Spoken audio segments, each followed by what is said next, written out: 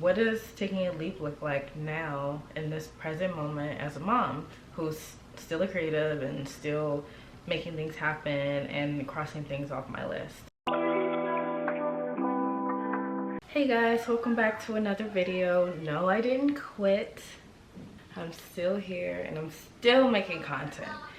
It is still January. For some reason, January feels very long, but we're coming to an end this week. So as you can see from the title of this video, we are talking about taking that leap, okay? That leap that you have to take is crucial, especially as a creative. So one of my most pivotal leaps that I've taken was moving from DC to New York. And what that looked like for me was, well, college was my like gateway to New York, because obviously New York is really expensive, but I was able to get a scholarship to college, not of my choice. I got rejected from my top choice and my like second top choice. I beat myself up about that too. The school I applied to something I wanted to do and not something I was already good at, which probably wasn't smart because I didn't have any. So I applied for film. I've always wanted to be like a film director, right? And I had no knowledge of like script writing or cinematography. Well, some cinematography, but not enough to get me into my top choice. So I got rejected, so I basically went to my backup school. It wasn't a bad school or a bad experience. It was just a small liberal arts school. Hey, it got me to New York. Long story short, it got me to New York.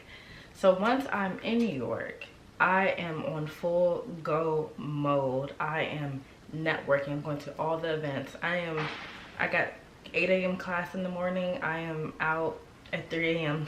trying to network with people. Do I recommend that? Yes and no. Be responsible, but also you don't have to do that. Like, you know, especially now, like things are much different now. Back then, a lot of us were not chronically online. We had Tumblr, we had Twitter, some Instagram. Instagram wasn't super duper popping yet. It was still kind of like the cool but like low-key. Also, I want to talk about that. Maybe I'll talk about that in another video, about when Instagram was for the community, like for the creatives, and then it just turned into like baddie central. Like you have to, like, none of your pictures can be on your iPhone, and if they are, it has to be the iPhone 32. I don't know.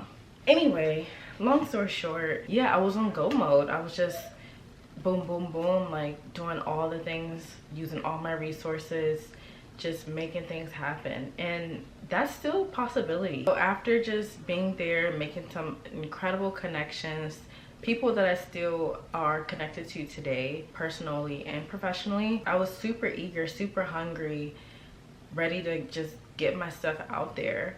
I ran into a lot of hurdles.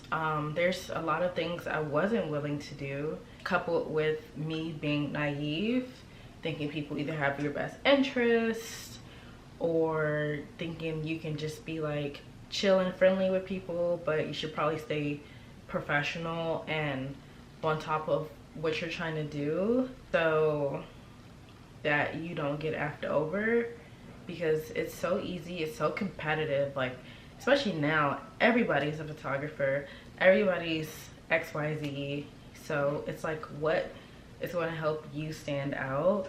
And just staying on top of like your craft and your mission. So fast forward, taking a leap looks much different now, obviously, because I'm a mom, so I have a lot more to, I don't want to say lose, but I have a lot more to consider. It's very hard, but I mean, those moments where you have time, those are crucial moments.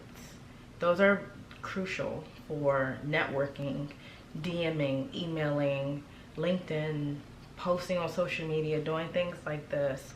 Take all and full advantage of those down moments. Update your website, your portfolio.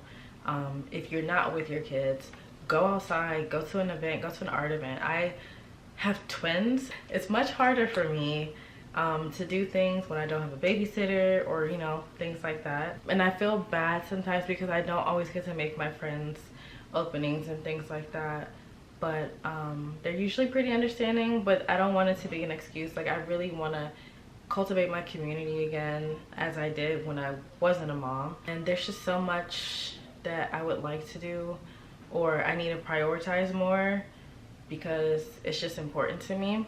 I think right now as a mom, taking a leap is building community, prioritizing that, like making sure I show up for people the way I would want them to show up for me, making art events or openings, or just supporting people where I can. I know that's not like a huge leap, or it might not sound like one, but to me it is, because when I wasn't a mom, that's all I did. I mean, I'm such a genuine, cool person. Like, ask anyone, I'm probably the most friendly, genuine person that they know, because I really do show up for people. And I feel like that was like a downfall for me, like in my younger days in New York, because I was just so cool and friendly with everyone. And while that built my community up, and I've had great friends and success from that, I feel like the snakes still win. I don't want to say the snakes, that sounds so mean, but like the people that are more like cutthroat, they get further ahead. The people that like would clout chase or like do the most to get certain gigs, they got further ahead. Not everybody, but a lot of people, and I just was not willing to do that. I was more like laid back and chill. But sometimes I think back and I'm like, damn, I should have been like more like cutthroat, especially as a woman. Oh my gosh, I didn't see that coming.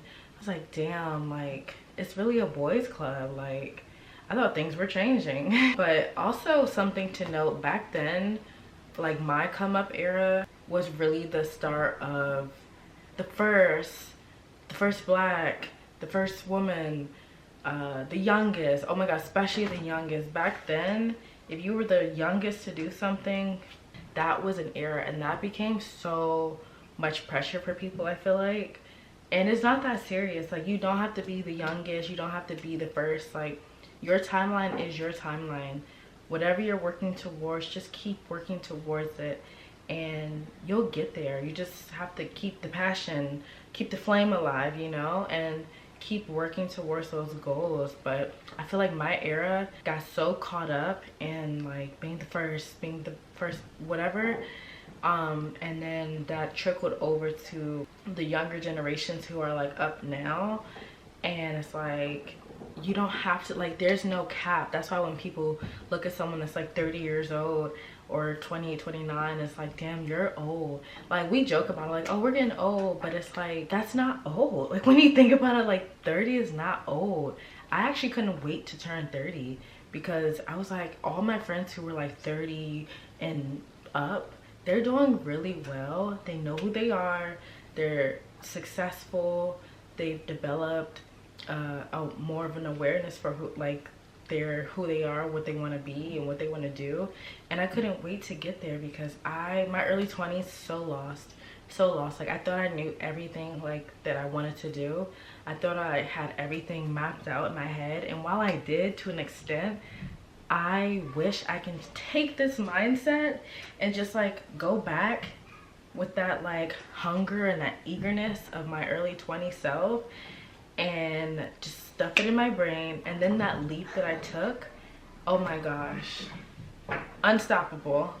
But that's not how life works. Your journey is your journey. Like, I'm glad I'm here now. I'm not 100 years old, you know. Just getting rid of the whole like, you know, like life like cap, like the timeline. Like, it's not gonna cap at like a certain age. Like, do you still have that passion? Do you still have that drive? There's still jobs, like there's still things to do, there's still careers. I mean, hey, AI is trying to come for all of our jobs, but you know, God forbid that happens.